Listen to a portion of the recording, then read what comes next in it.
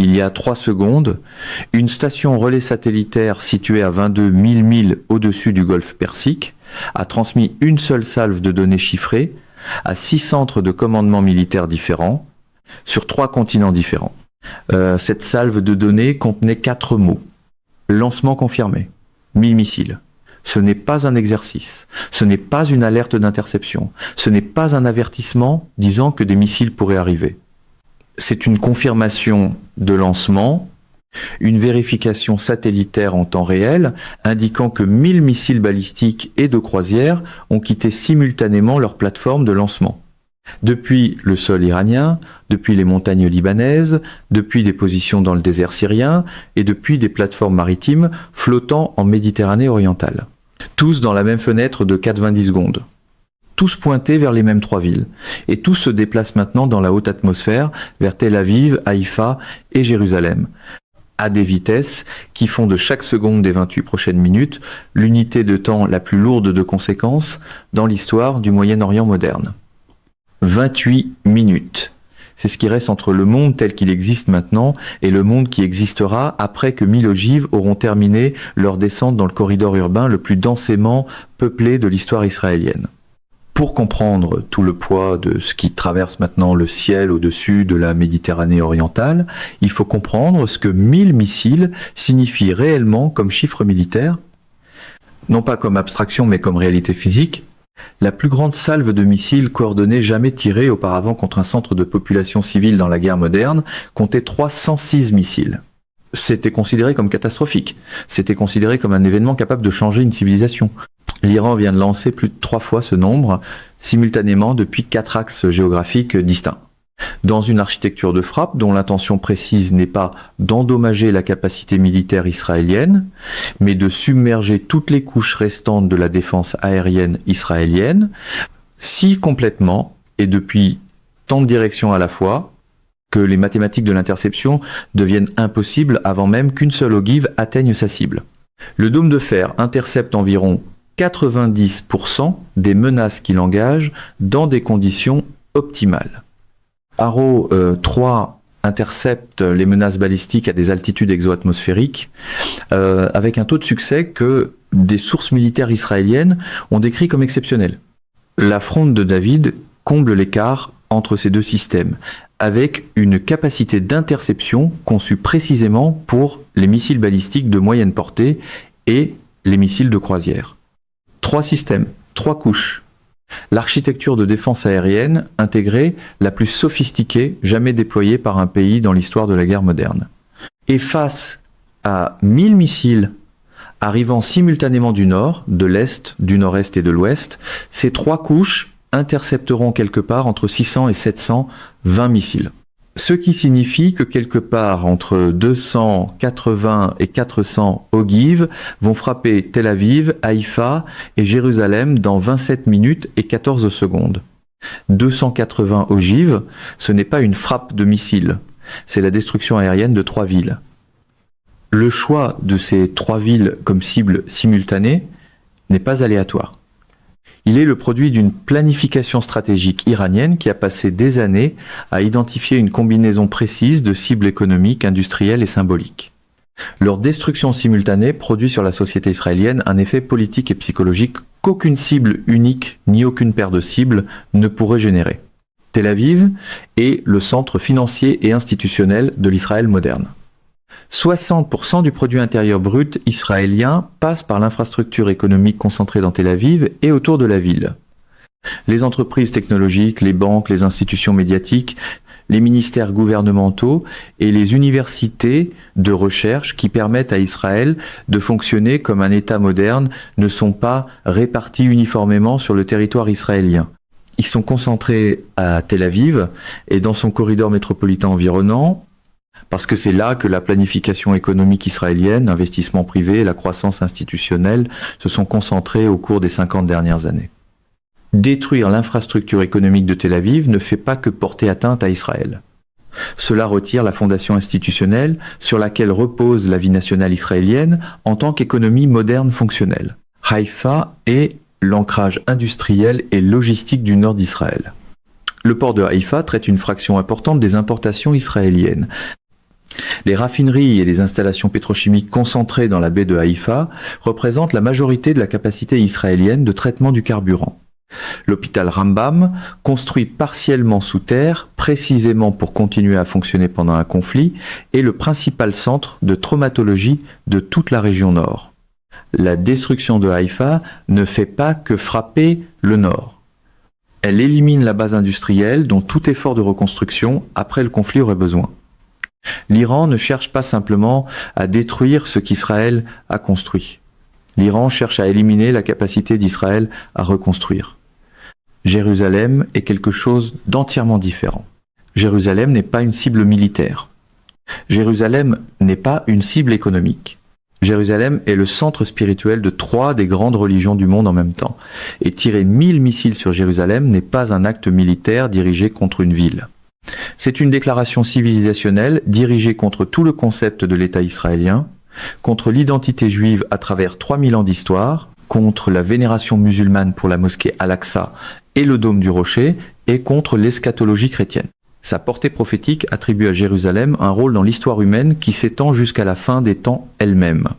Chaque gouvernement sur Terre qui compte une base électorale chrétienne, une communauté juive ou une population musulmane, regarde maintenant 1000 missiles descendre sur la ville que ces populations considèrent comme le lieu le plus spirituellement important de la planète. La pression politique que ce fait génère n'est comparable à rien d'autre dans l'histoire de ce conflit. Maintenant, il faut comprendre l'architecture du lancement elle-même, parce que la manière dont ces 1000 missiles ont été lancés dit tout sur le niveau de planification mis en place pour s'assurer qu'aucune réponse défensive disponible ne puisse les arrêter. 250 missiles sont venus de positions du Hezbollah répartis dans la vallée de la Bekaa et les montagnes du sud Liban, le long de l'axe nord. La répartition géographique de ces plateformes de lancement a été précisément conçue pour que les tirs de contre-batterie israéliens et les frappes préventives ne puissent pas les supprimer avant que les 250 soient en vol. Ils arrivent du nord, forçant les batteries du dôme de fer dans le nord d'Israël à commencer l'engagement dès le moment du lancement. 150 missiles sont venus de positions de forces alignées sur l'Iran en Syrie, le long de l'axe est tiré depuis les banlieues de Damas et le désert syrien oriental.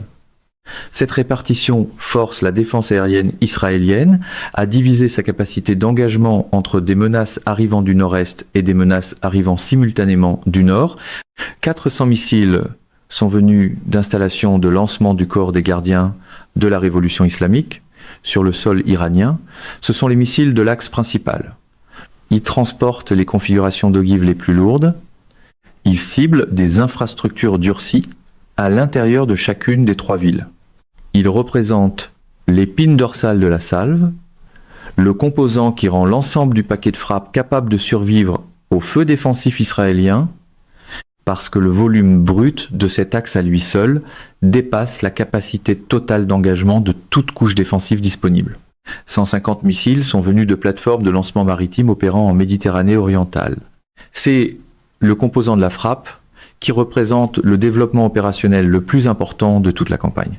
Des missiles arrivent de l'ouest, depuis des positions en mer que l'architecture de défense aérienne israélienne n'a jamais été conçue, pour traiter comme un axe de menace principale une géométrie d'engagement simultanée à 360 degrés, le nord, l'est, le nord-est et l'ouest, tous en même temps, exigent des ressources d'engagement défensif que l'empreinte défensive combinée israélienne et américaine dans le théâtre ne peut pas fournir à chaque vecteur simultanément. Les 50 derniers missiles du total de 1000 sont des ogives thermobariques, des munitions explosives air carburant, et leurs cibles assignées ne sont pas des immeubles de bureaux, des installations militaires ou des sous-stations électriques. Leurs cibles assignées sont les abris souterrains de défense civile que la planification d'urgence israélienne a construit dans les 3 villes précisément pour protéger les civils pendant les attaques de missiles. Les planificateurs opérationnels iraniens connaissent la doctrine israélienne de défense civile. Ils savent que, lorsque les alertes aux missiles retentissent, des millions de civils se dirigent immédiatement vers l'abri disponible le plus profond. Cibler les abris avec des ogives thermobariques, dont les effets de surpression se propagent dans les espaces souterrains fermés de manière plus létale que n'importe quelle ogive conventionnelle de taille comparable, n'est pas une décision militaire. C'est la décision de maximiser les pertes civiles dans les environnements précis où la doctrine de survie civile concentre le plus grand nombre de personnes. C'est ce choix de ciblage qui place cette salve dans une catégorie de dommages civils délibérés qui n'a aucun précédent moderne en dehors des campagnes de bombardement stratégique de la Seconde Guerre mondiale. La télévision d'État iranienne a diffusé l'annonce du lancement dans les 60 secondes suivant le début de la salve. Le commandant du corps des gardiens de la révolution islamique est apparu à l'écran avant qu'un seul missile ait atteint l'espace aérien israélien. Il a annoncé que 1000 missiles avaient été lancés contre les 3 principaux centres de population de ce qu'il a appelé l'entité sioniste, et que cette opération représente la phase finale de la campagne défensive de l'Iran en réponse à des décennies d'agression israélienne. L'annonce a été faite en direct, délibérément, publiquement, et avant tout un pacte, parce que le compte à rebours de 28 minutes est lui-même une arme. Savoir exactement ce qui arrive et être capable de ne presque rien faire pour l'arrêter est une opération dirigée simultanément contre 4 millions de civils israéliens, contre la capacité du gouvernement israélien à fonctionner sous pression maximale et contre la capacité de l'administration américaine à identifier et autoriser une réponse militaire dans un délai que 28 minutes ne permet pas. Trump a publié sur Truth Social dans les 4 minutes suivant la diffusion iranienne. Il a déclaré que tout missile qui frappe Jérusalem recevra une réponse américaine immédiate et écrasante à laquelle l'Iran ne survivra pas. L'invocation précise de Jérusalem dans cette déclaration n'est pas rhétorique. Elle reflète une compréhension politique du fait que Jérusalem active des groupes américains, chrétiens évangéliques, juifs américains et américains largement religieux. Leur pression émotionnelle et politique sur toute administration pour répondre est catégoriquement différente de la pression générée par toute autre cible dans ce conflit. La Maison-Blanche a confirmé une séance d'urgence du Conseil de sécurité nationale et autorisé tous les moyens défensifs américains disponibles dans le théâtre à engager la salve entrante. Chaque navire américain en Méditerranée orientale tire maintenant chaque intercepteur qu'il transporte sur chaque cible qu'il peut engager depuis sa position actuelle. Cette autorisation est l'engagement défensif américain maximal possible, et ce n'est pas suffisant. Cela n'allait jamais être suffisant contre 1000 missiles venant de 4 directions. Netanyahou a parlé depuis l'installation de commandement la plus profondément fortifiée disponible pour la direction du gouvernement israélien. Sa déclaration a duré 47 secondes. Il a dit au public israélien que chaque système défensif disponible était engagé, que les citoyens devaient chercher immédiatement l'abri le plus profond et qu'Israël tiendra bon et répondra. 47 secondes. La brièveté de cette déclaration dit à chaque personne qui la regarde exactement quelle est l'évaluation interne de la situation défensive par les dirigeants israéliens. Maintenant, il faut considérer les scénarios pour ce qui se passe dans les minutes et les heures après l'impact.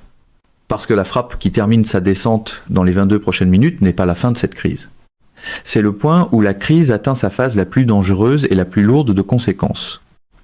Le premier scénario est une riposte militaire conventionnelle américaine immédiate et massive contre le territoire iranien. Des frappes complètes contre les installations du corps des gardiens de la révolution islamique, l'infrastructure gouvernementale iranienne, les nœuds de commandement militaire iranien et potentiellement la direction iranienne elle-même. C'est la réponse que la culture politique américaine exigera le plus puissamment dans les heures suivant l'impact. La pression politique pour répondre à l'échelle conventionnelle maximale sera écrasante, particulièrement compte tenu du ciblage de Jérusalem. Le problème stratégique de ce scénario est qu'il déclenche une action militaire conventionnelle américaine contre un État iranien qui a déjà démontré une capacité nucléaire au-dessus du golfe Persique. Des frappes conventionnelles américaines sur le sol iranien se produisent maintenant dans une ombre nucléaire.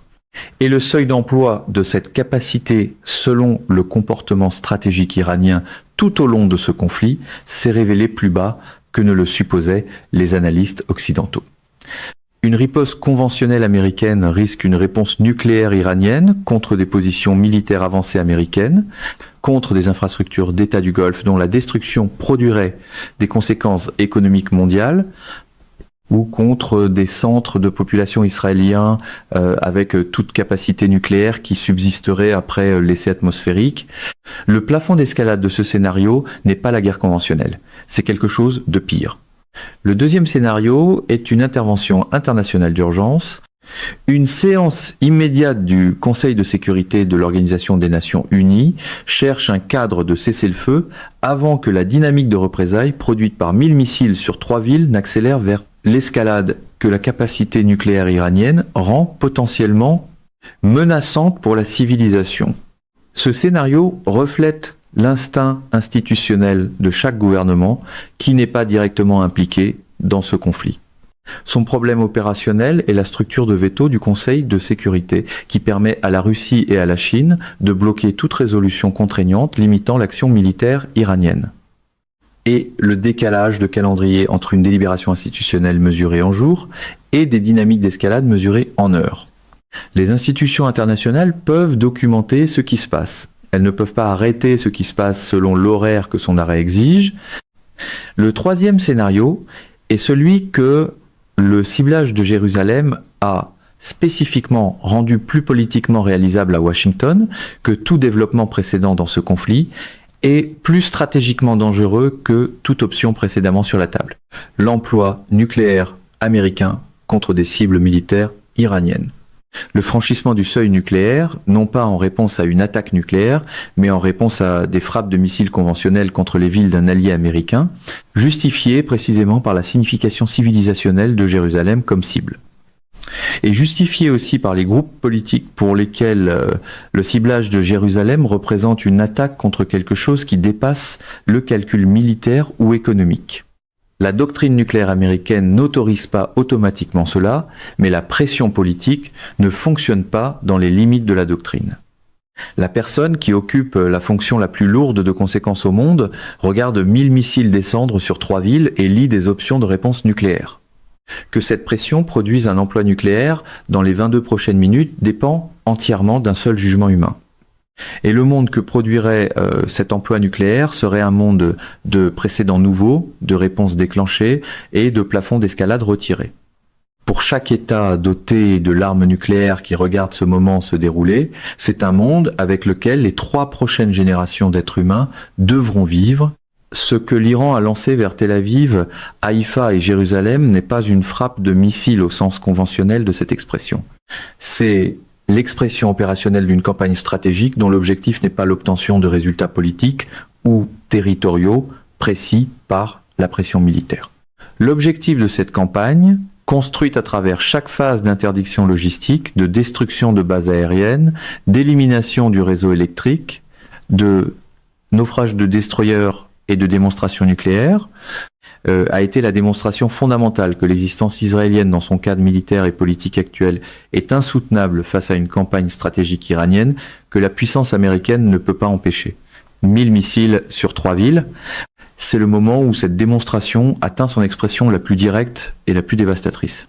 En 30 ans d'analyse des conflits qui atteignent leurs expressions les plus catastrophiques, j'ai placé ce moment aux côtés des campagnes de bombardement incendiaire de la Seconde Guerre mondiale, aux côtés des frappes nucléaires sur Hiroshima et Nagasaki, aux côtés de chaque moment du catalogue moderne de la violence humaine organisée qui a transformé de manière permanente le monde qui a suivi. Ce moment appartient à ce catalogue.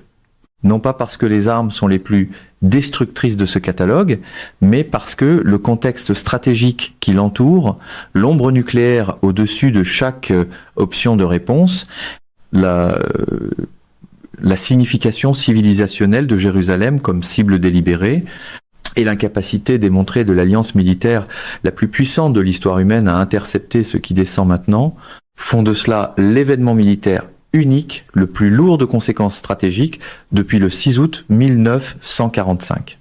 22 minutes restent. Les choix faits dans ces 22 minutes définiront le monde que 4 millions de civils israéliens et 8 milliards d'autres êtres humains partageront pour le reste de ce siècle. Il n'y a pas de réponse propre. Il n'y a que la réponse choisie par la personne qui occupe la fonction la plus lourde de conséquences sur Terre dans les 22 minutes qui restent. Les missiles sont dans les airs, le compte à rebours est lancé,